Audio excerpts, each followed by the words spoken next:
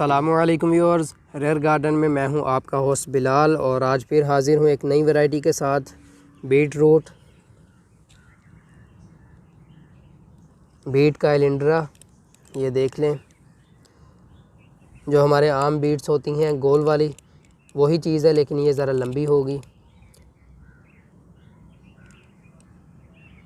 और ये देख लें 4.8 ग्राम सीड्स हैं इसमें और ये प्राइस लिखी हुई है। इंपोर्टेड वाली वैरायटी है लिविंगस्टन की, अमेरिकन वैरायटी। ये 50 से 60 दिन के अंदर मैच्योर हो जाएंगे और ये बाकी डिटेल लिखी हुई है इसकी।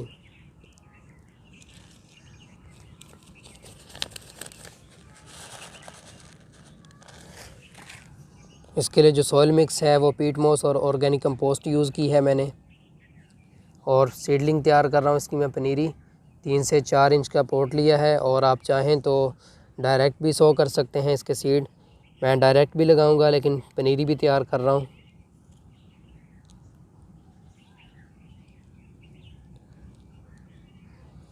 एक पॉट में अगर आपने इतने ज़्यादा सीड्स लगाने हैं तो उनकी ट्रांसप्लांटेशन जल्दी करनी पड़ेगी, वरना रूट्स आपस में बाउंड हो जाएंगी और प्लांट्स मरना शुरू हो जाएंगे। तो लें जी, सीड लगा दी हैं। जो सॉइल मिक्स है वो ड्राई है तो पहले इसको मैं मॉइस्ट कर लेता हूँ सीड्स को, उसके बाद इनको कवर करेंगे।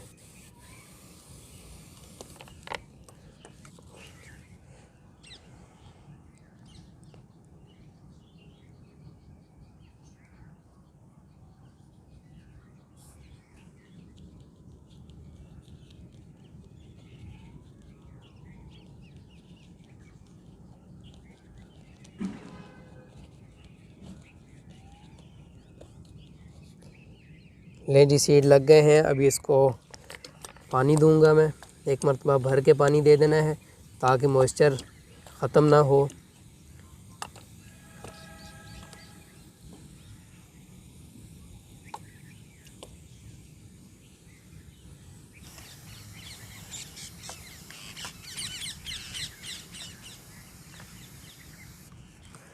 लें जी, डन हो गया।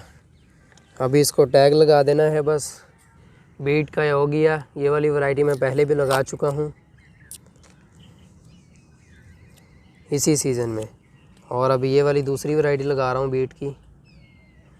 लेंडी सीड हमारे लग गए। इसको मैं कवर कर दूंगा शॉपर से ताकि इसमें मॉइस्चर बना रहे और ह्यूमिडिटी भी बनी रहे, जिससे सीड जल्दी जर्मिनेट होंगे। इसको मैं ग्रीन नेट के नीचे रखूँगा। अगर आपने इसको कवर नहीं करना तो डायरेक्ट सनलाइट में भी रख सकते हैं। कवर करके ग्रीन नेट के नीचे रखेंगे तो जल्दी जर्मिनेशन होगी। ग्रीन नेट के नीचे रख दें या फिर किसी भी शेड के नीचे, बस इसको लाइट मिलनी चाहिए और डायरेक्ट सनलाइट से बचाना है। अगर कवर करके रखेंगे तो इसके अंदर फंगस लग जाएगा। तो इसको मैं ग्रीन नेट के नीचे भी रखने वाला हूँ।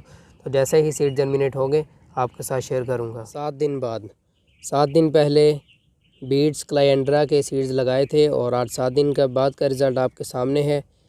इसकी जर्मिनेशन स्टार्ट हो गई थी 3 से 4 दिन के अंदर ही, और ये 7 दिन का रिज़ल्ट आपको दिखा रहा हूँ। प्लांट्स भी देख लें, काफ़ी लेंथी हो गए हैं। सीडलिंग बहुत ही प्यारी स्टेम्स हैं इसकी, रेड कलर की।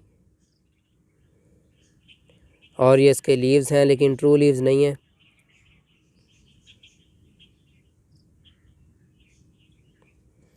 यहाँ से आपको नज़र आ रहा होगा ये जगह खाली है, लेकिन यहाँ पे भी जर्मिनेशन हो गई है। सॉइल को मैं उठाऊँ तो आपको नज़र आ जाएगा। ये देख लें जी, नीचे सारी सीडलिंग है। सीड सभी जर्मिनेट हो गए हैं बहुत ही आसानी के साथ 7 दिन के अंदर। ये पहला पार्ट है और यहाँ पे मैं वीडियो को ख़त्म कर रहा हूँ क्योंकि मेन काम यही था सीड को जर्मिनेट करवाना। अभी सितंबर चल रहा है और सारा सितंबर आप अपनी विंटर की सीडलिंग कर सकते हैं। और ये सीड जर्मिनेशन का पार्ट बना के आपसे शेयर करने का मकसद भी यही है कि आप भी इसी मेथड से लगा लें अपने सीड्स। सॉइल मिक्सचर, सीड्स लगाने का टाइम और लगाने का तरीका बहुत ही बेहतरीन था, जिसकी वजह से बहुत ही अच्छी जर्मिनेशन रही। इसको मैंने शॉपर से कवर करके ग्रीन नेट के नीचे रखा हुआ था।